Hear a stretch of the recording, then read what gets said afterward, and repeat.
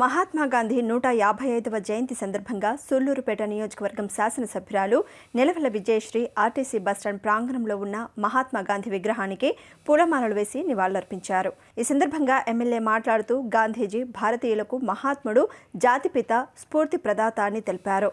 కులమతాలు, ఆచార వ్యవహారాలు, భాషా భేదాలు అన్నిటినీ మరచి స్వేచ్ఛ, స్వతంత్రం కోసం కోట్లాది ప్రజలను ఏకం చేసిన వ్యక్తి, ముందుండి నడిపించిన శక్తి అని, స్వాతంత్ర్యం కోసం పాటించిన విలువలు చరిత్రలో ఎప్పటికీ చిరస్థాయిగా నిలిచిపోతాయని, అలాంటి మహనీయుడిని గుర్తు చేసుకోవడం సంతోషదాయకమని అన్నారు.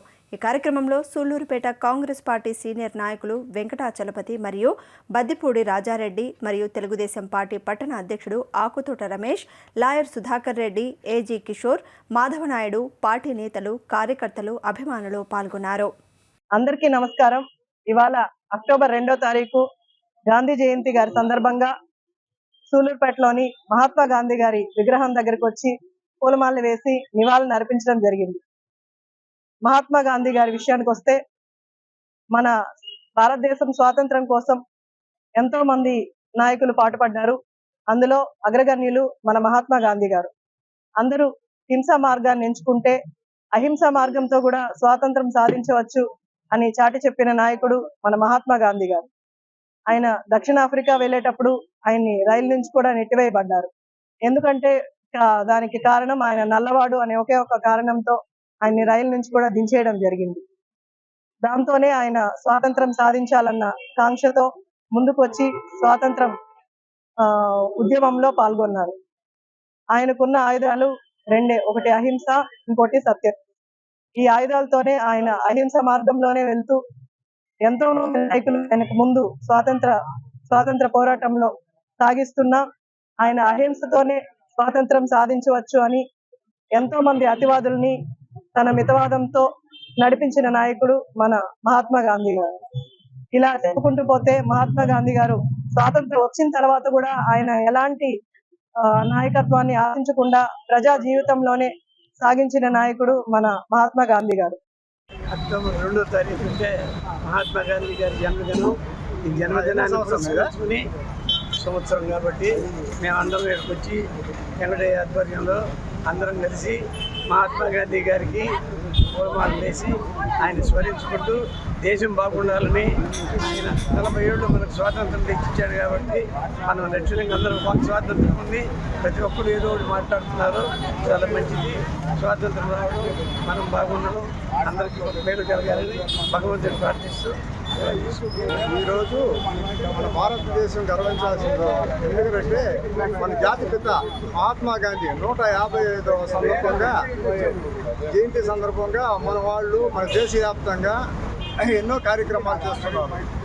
ఎప్పుడు ఎన్ని తరాలు వచ్చినా ఎన్ని జరిగినా ఆ మహాత్మా గాంధీ జయంతిని పరిశుభ్రంగా చేసుకునేది మన భారతీయులే. ఎందుకంటే మనకు స్వతంత్రం తెచ్చిన వ్యక్తిగా, మనకు స్వతంత్రం తెచ్చిన తాతగా ఎప్పుడైనా చరించడం మన ధర్మం. మన భారతదేశంలో ఏనాడు ఎవరు చేయని ఘనకీర్తి చేసింది మహాత్మా గాంధీ తాతయ్య. ఆయన్ని ఎప్పుడూ స్మరించుకోవాలని మన భారతీయులందరూ గౌరవం పెట్టుకోవాలి. అలాగే ఇంకోటి అంటే మనకు కాంగ్రెస్ పార్టీని అతను నిలబెట్టి ఆ జెండాను ఎగరేసింది కూడా ఆయన. ఈరోజు ఆ అవకాశం మాకు అందరికి వచ్చినందుకు మాకు చాలా గర్వకారంగా ఉంది. గాంధీ తాత జయంతి అంటే ఎప్పుడో కాదు, ఎవరో కాదు. ఈరోజు రకరకాల వాళ్ళు చేయొచ్చు, కానీ ప్రతి ఒక్క సంవత్సరం కాంగ్రెస్ పార్టీ మాత్రమే ముందుగా ఉండి ఈ కార్యక్రమాన్ని నిర్వహిస్తూ ఎంతో కాలంగా చేస్తూ వస్తున్నారు. ఎందుకంటే ఈరోజు వస్తున్నారు, ఒక పార్టీ వచ్చిందంటే ఆ రోజు మాత్రమే గాంధీ తాత జ్ఞాపకం వస్తాడు. కానీ కాంగ్రెస్ పార్టీ వరకట్ట కాదు. ఎప్పుడైనా ఎన్ని సంవత్సరాలైనా ఆయన సేవ చేయడం మాకు అదృష్టంగా భావిస్తూ మాకు ఈ అవకాశం ఇచ్చినందుకు మీడియా మిత్రులతో అందరికీ నమస్కారం చేసుకుంటూ సెలవు తీసుకుంటాం.